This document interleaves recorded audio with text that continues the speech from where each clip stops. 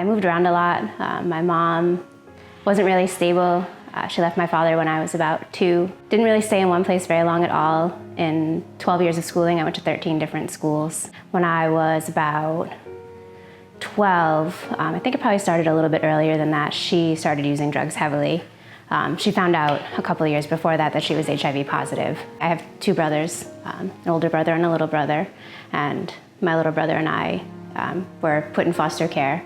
In the foster care system, it was kind of everything you hear bad about it. Finished high school, and then as soon as I left high school, I'd started dating someone when I was about 17, and we dated off and on for about 8 years, but when I was about 18, we moved to Florida together, and that's when the physical abuse started with him. And it started pretty quickly and got severe very quickly. When I was 20, I found out I was pregnant with my son. The abuse stopped while I was pregnant, actually. He was surprisingly good during that. And I had my son at 20, I was almost 21.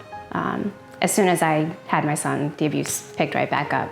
Because of, I think, where I was in my life, he wasn't being taken care of the way he should have been. So my ex-boyfriend's mother came one day and she said, I'm just gonna take him for a little while. Sign this paper, it's just temporary custody. A few years went by. I did find out after that the paper I had signed was not temporary custody, it was a termination of rights. God has given me the strength to kind of work through and to deal with. I kind of buried that. And within that, when I left my ex-boyfriend, my son's father, I started dating someone else who was wonderful, but he drank heavily. And I found that drinking made me feel better. It kind of numbed a lot of the emptiness that I felt, a lot of the pain that I felt because of my son. And I'm sure not talking about it didn't help at all. And then when I was 30, my mom got cancer and she passed away.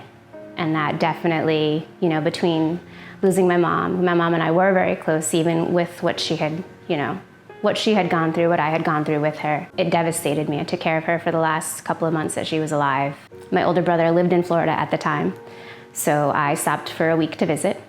I was there for 5 years. Same situation, going out, it was the lifestyle, I guess, that I was living, partying, going out, going to bars, sleeping with different men. I said, you know what? I'm not gonna do this either. I'm gonna go somewhere different. I'm gonna go to New Orleans. No idea why New Orleans. Again, now I know, God. Still didn't believe there was a God.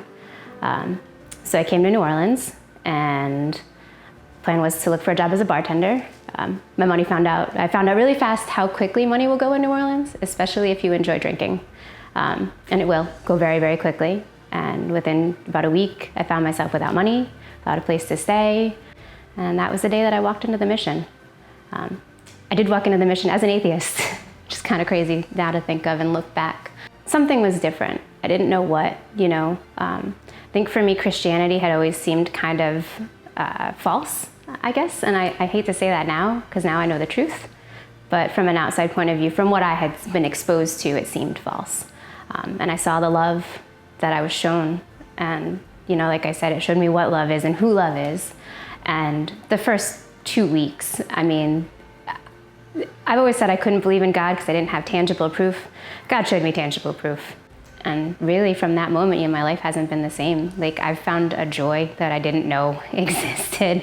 I'm happy, I'm content. I've talked to some of my family and some of my friends, and it's just, it's peace. And I've learned what love is, and that's, I think, probably the biggest thing besides salvation, which is obviously the biggest thing.